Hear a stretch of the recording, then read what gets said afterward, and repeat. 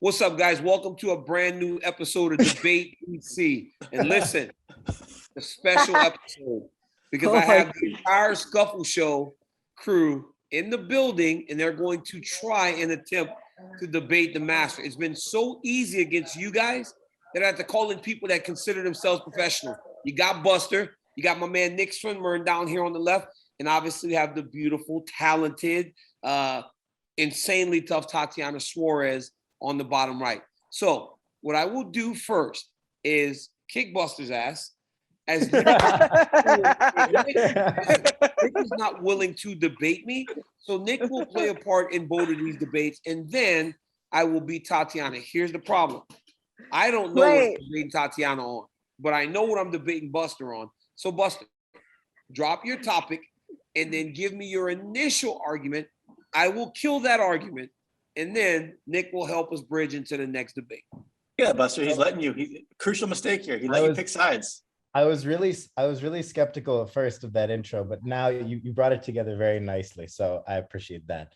The topic is that I think these celebrity fights, particularly those with Jake Paul, Logan Paul, and professional athletes, are the best thing to happen to boxing and fight in a very long time. Now, the reason why I think this is when you look at some of the other great fighters of all time, you look at the Floyd Mayweathers, you look at people in other divisions of fight, in mixed martial arts, they came up within the system and built their audience from some of whom were outside the sport, but a lot of people had already been fans of the sport and then jumped on to support those Mayweathers, those McGregors, etc. Those, Habibs, like the best of the best, right? Whereas when you look at when Jake Paul comes in and brings his audience of 30 million plus people who probably were not fans of the sport before into it, who are now exposed to all these other greats and the history and the combat and the everything that what would you say? I'm just like, I gotta mute because I keep looking at DC's face and I'm about to start laughing. Everything. I can't wait to hear his response because I don't know how I would respond to this because I really can't see the other side of how obvious the benefit of all of these new people coming into the sport and watching somebody who, nobody thought could fight anybody to actually winning a couple of fights. Not that they're competitive or even from people who came up within that sport.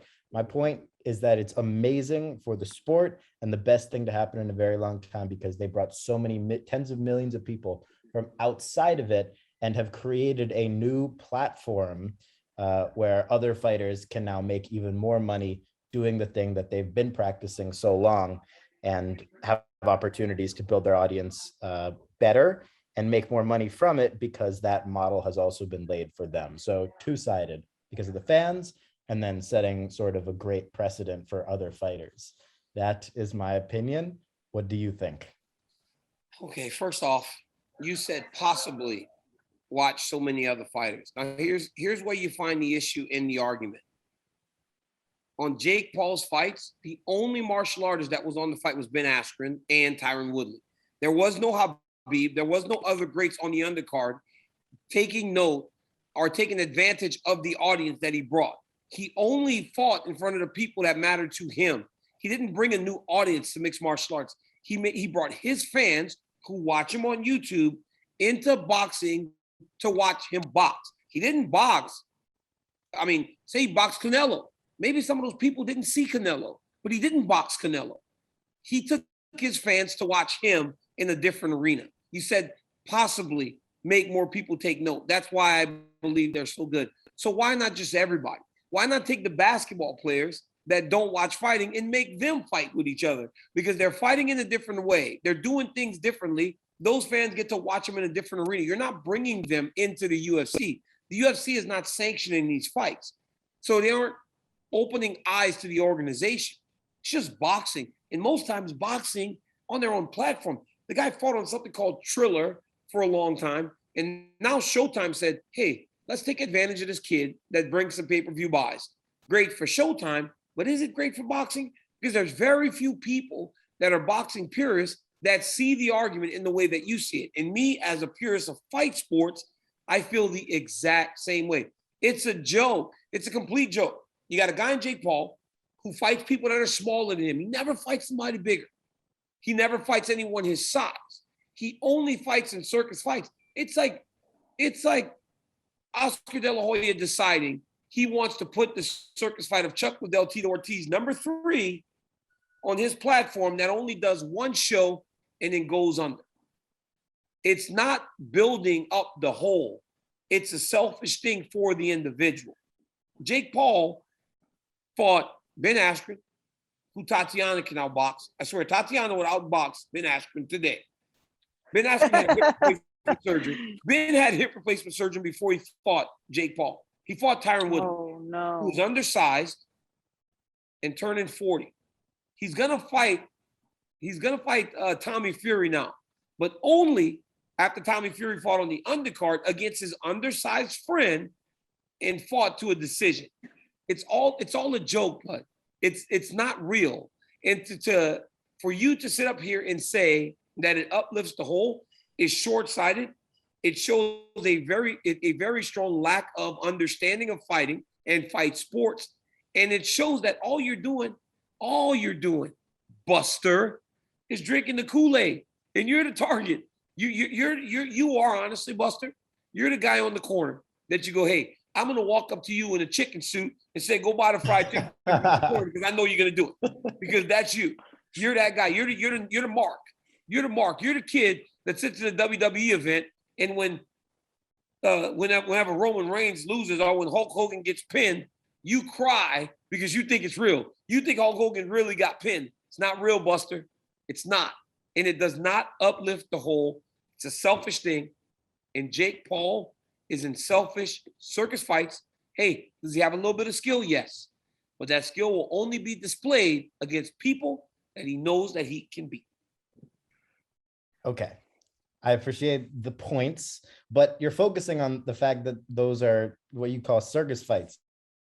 That's true. You know, that's not the point of it. The point Buster, if there's circus fights and nobody's fighting on those cards, how in the hell is he uplifting the sport? That was the basis of your argument. Because you want to see other people do it. When it's done, you want more. And that's how I felt personally when I watched them. I wanted to go see the people who are the best at, what these guys are trying to do. Go do it. But who? In boxing, I went and watched the Canelo fight. I'd never watched Canelo. So you're trying to wait. This fucking. Can I close the computer? So you're telling me that you watching Jake Paul made you go, hey, here's a guy named Canelo Alvarez. I want to watch box. Are you fucking kidding me? I mean, I'd watched every Floyd fight before, and then that made me want to go watch some other fights. And that's why I'm giving you the literal example of how that audience who had never seen Canelo fight is partially migrating over there. Buster, what did Jake Paul do in either of those fights that made you go, hey, Canelo Alvarez might be a good guy to watch? It's not that. It's just sitting down and watching an event. That's all that it is. I think Canelo has thrown us off twice here. DC, it's a different audience, though. We're talking about the younger demographic that every sport is trying to reach, because people don't want to watch full live events anymore. The biggest audience for any mixed martial arts fight is the same age group, 18 to 34. It never changes. As those people age up to 40 and 50, those same 18 and 34-year-old people watch fights. I've got a gal that my manager's niece, she goes to a frat house and she hustles her fraternity sisters or sorority sisters because she asked me who's going to win the fights. I mean, they gave her Valentina Shevchenko at a straight bet. That's great. They don't know, but she's 19 years old. She didn't need Jake Paul to tell her to go watch mixed martial arts. No, and not obviously that's not true across the board, but I can't think of somebody else who has done that for outside people who wouldn't have watched otherwise or didn't come up watching. So you think that a Jake Paul has more impact on people going into boxing or mixed martial arts than an Israel Adesanya? or a Kamaru Usman or a Stipe Miocic, John Jones, a Alexander Volk? You think they have more? You think he has more of an impact? I think in the last year, yes. In the last 6 to 12 months, I think that Jake Paul has brought more people interested in it by sheer volume of people who the key point though is wouldn't have been watching otherwise. Nick, Because you have something people to who say? are fans of Adesanya, Nick, right? you have something to say to this? Nick, you have something to say, please? Nick, I want to hear your point. I got a couple of thoughts. I think one, I think DC made a crucial error by making Tatiana outboxing Ben Askren seem like an accomplishment. I think you've getting Tatiana riled up. She's going to get revenge on her debate. She did not like that at all. She's like, of course I would outbox Ben Askren. Why are you putting it up there like that will be an accomplishment for me? So that was one. I think the first time DC mentioned Canelo, I still don't know what the point. I was so confused. You were talking about something, you mentioned Canelo, and I couldn't figure it out. I think Buster's point on Canelo is flawed too, but I still don't know what the first time DC mentioned Canelo was. I think Canelo because he said that he said he watched Jake Paul and thought when Canelo Alvarez fought the next time, he went and watched Canelo. No, before that, I think what Buster should have said then was that Jake Paul said one day I want to fight Canelo. And then that's how Buster heard of Canelo. And so that made him want to go watch Canelo to see who this guy was that Jake Paul was going to fight. That would have been great if that was true. Yeah, but it's a debate. I don't think it doesn't have to be true. It just has to be something on there. What about this? What if the UFC contracts weren't so restricting? So you were free to box. Then would that flip your opinion? Because then these celebrity boxing would create an opportunity where anyone who wants it could go and get it, right? Then it uplifts the whole. Uplifts the whole. Buster's point that Jake Paul brings these eyes, he brings eyes from his platform, YouTube, over to what he's doing wherever he's doing it. Yeah. Only the people, there's not a guy that fought on that undercard that benefited from being on that undercard. Outside of Tommy Fury, who's fighting him now. Nobody else. That's not true. That's not true. There was the female boxer who was really good. I can't remember her name. And she got a lot of exposure. Then she signed a big deal. So how much exposure has she really gotten? The fact that you still can't remember her name. Well, I can't remember a lot of things. So I'm not the best. I'm not the best. Too. Yeah. Serrano. It's the Serrano system. So I think the answer is Buster was right in that Logan Paul brought a lot of attention to boxing, but they brought it into a system where, because of the restrictions in the UFC contract, the UFC fighters couldn't benefit from it and create this new opportunity for everyone. So it was kind of that's a much bigger thing too, because those are, a lot of those deals are flawed, and the talent should be benefiting from it more. Yeah. I don't know how I feel about this. I don't know how I feel about the moderator being the guy that hosts the show with the guy that.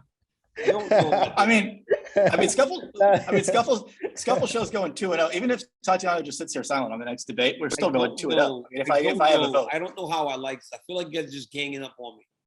I just felt like when Buster was talking, you literally were like one of those cartoons where like a light bulb that starts to get brighter and brighter. Like it's like you're getting so happy that you felt like Buster was walking right into you. And the more he spoke, the more confident you got. You almost couldn't even contain your excitement. You almost started giggling. I was like, this is absurd. I just thought the argument would be more dramatic. I thought it would be doesn't make much. It doesn't make much sense. It just does not make much sense. It's like a guy I debated a couple weeks ago that said George St. Pierre was overrated. He said, you come with these third takes. Yes, Tatiana. I debated the guy that said that. Come with these absurd. We got our soundbite for the day. To get on the show, and then you get your ass kicked. Because Buster, it really doesn't make much sense that it just doesn't correlate. They don't go hand in hand. They really don't. They just don't. I wish that there were direct crossover pay-per-view. I think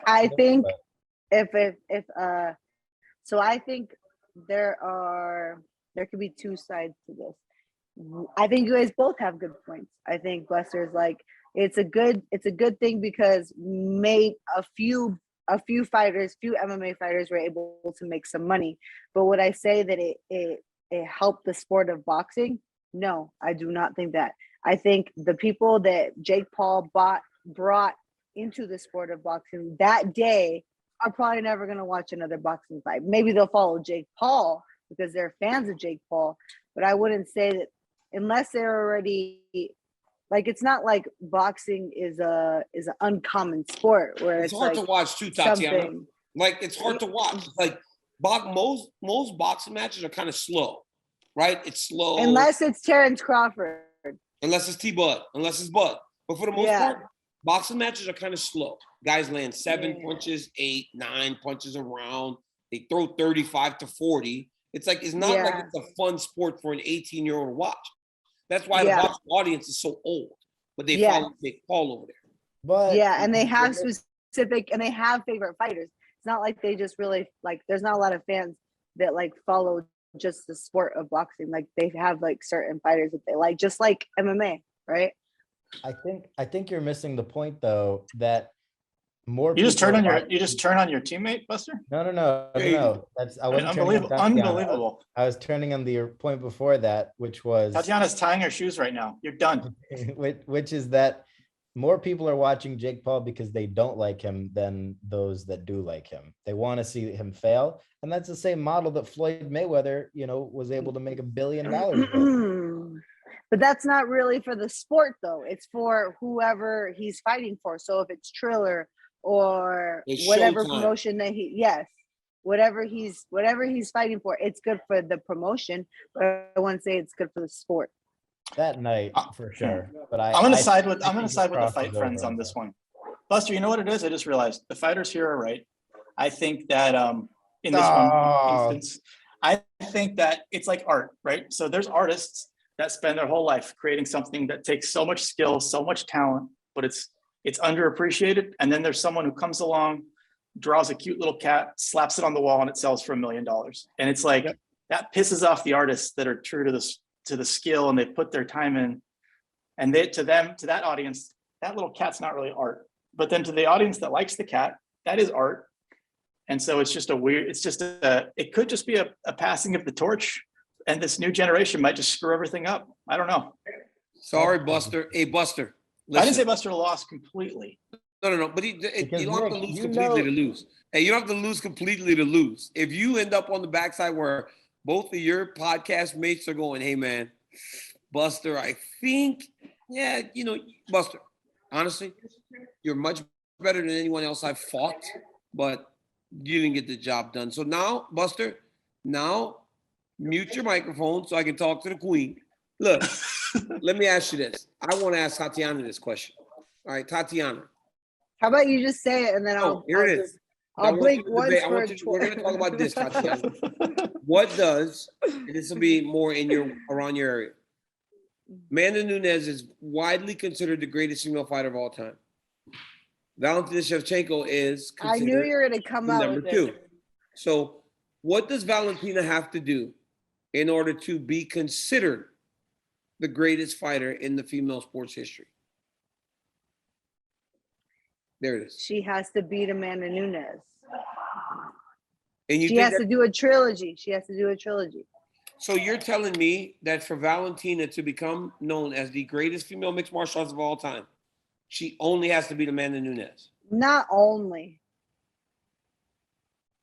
Well, how many times does she have to beat Amanda Nunes? I don't know. I just feel like to me, it's like even that's debatable. Does she have to become point. double champ? I know that she lost to Amanda. But she's just, but so Amanda's super dominant too. So it's like so difficult to even, because the only reason why Amanda has a one up on her in terms of, because they're both so dominant in their classes, right? You could say like Amanda's super dominant, and you could say that Valentina is super dominant, and then and I could say that even those weight classes in general are kind of not so deep, I would say, and so it's kind of hard. So in that sense, I think, but it's like Valentina is clearly undersized when it comes to there's like I look at I've seen Amanda in person and I've seen Valentina in person, and it's just like she's so much smaller. There's weight classes for a reason. But yeah, exactly. So it's really hard to say like, oh, she has to go up to become the greatest. Yeah, of all but time. wait though, is she even better because she was able to fight Amanda so closely in 2 fights with the size disadvantage? Is she already the best fighter of all time? Maybe she's already the best fighter of all time, being that she was able to fight her twice as competitive as she did, severely undersized. Well, I remember watching the first fight, and I felt like the first fight, it was like Amanda was able to like take her down and hands keep her down. And then like I remember when she fought the Pena girl, and Pena kind of had her in like some uncomfortable positions too. I would actually like to see another fight between her and Pena, to be honest. I think that Pena can give her some fits, and then we're gonna see Amanda Nunes and Pena fight. So I think people are underestimating Pena in that sense. I don't know how competitive it's gonna be, but I do think that Pena can give her some fits. I don't really know how it's gonna be on the feet because Amanda just hits like a truck. But I think that Pena can put her against the fence. And I think the only reason why Pena even got choked out by Duraname is because Duraname is so long. She's like 6 foot or something. I mean, come on. It's like ridiculous. Like, how did they even end up fighting? But, anyways.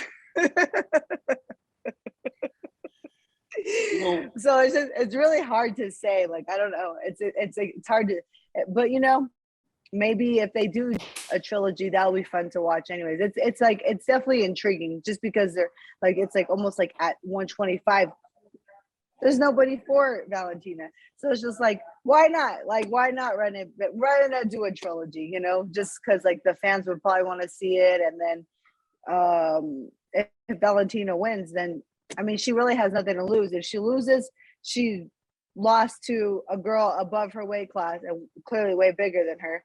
And then if she wins, then she's a double champ and whatever, right? I don't know. Yeah. And then geez, now they're gonna have to go a 4th time because of course Amanda's not gonna be like, just take my belt for the rest of your life. I think that in order for Valentina to really make a run at that, she has to beat Amanda.